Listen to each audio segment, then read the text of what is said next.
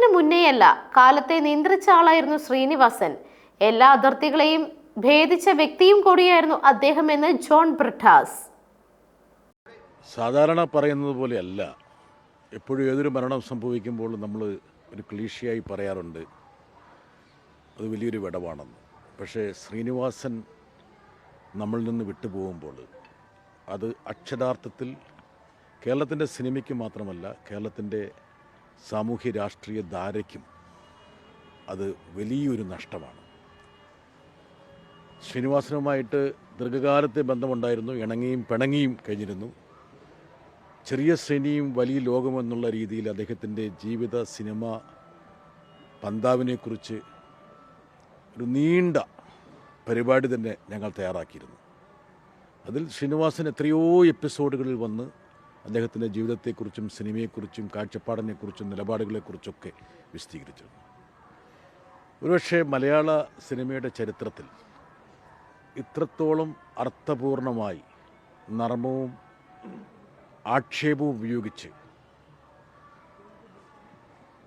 ജനങ്ങളെ ചിന്തിപ്പിക്കുകയും ചിരിപ്പിക്കുകയും ചെയ്ത ഒരു അഭിനേതാവും തിരക്കഥാകൃത്തും സംവിധായകനുമില്ല. എൻ്റെ ജന്മനാടായ കണ്ണൂരിൽ നിന്നാണ് അദ്ദേഹം വന്നത്.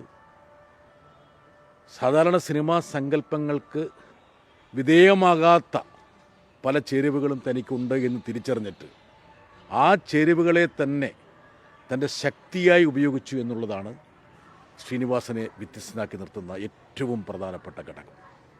അദ്ദേഹത്തിൻ്റെ ഓരോ സിനിമയിലും ശ്രീനിവാസൻ്റെ ഒരു ടച്ചുണ്ട്. സിനിമ മുമ്പോട്ട് വെക്കുന്ന പല കാഴ്ചപ്പാടുകൾക്കും വിരുദ്ധമായി അദ്ദേഹം നീന്തിയ ആളാണ്. കാലത്തിന് മുമ്പേ എന്നൊക്കെ പറയുന്നുണ്ടെങ്കിൽ പോലും യഥാർത്ഥത്തിൽ കാലത്തെ നിയന്ത്രിച്ചൊരു വ്യക്തിയാണ് അദ്ദേഹം.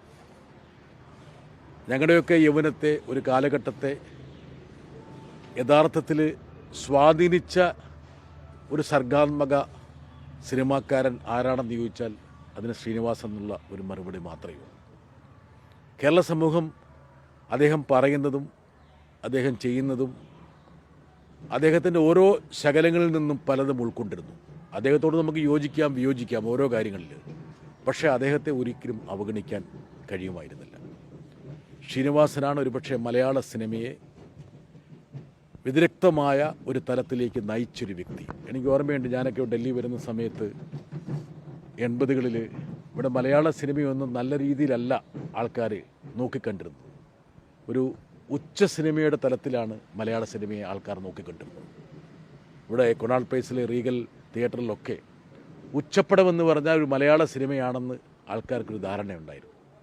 അതിൽ നിന്നൊക്കെ മലയാള സിനിമയുടെ ഇന്ത്യയുടെ നെറുകയിലേക്ക് പറിച്ചു നടുന്നതിൽ ശ്രീനിവാസനെ പോലുള്ള ഒരു വ്യക്തിയുടെ സാന്നിധ്യം വളരെ പ്രകടമായിരുന്നു.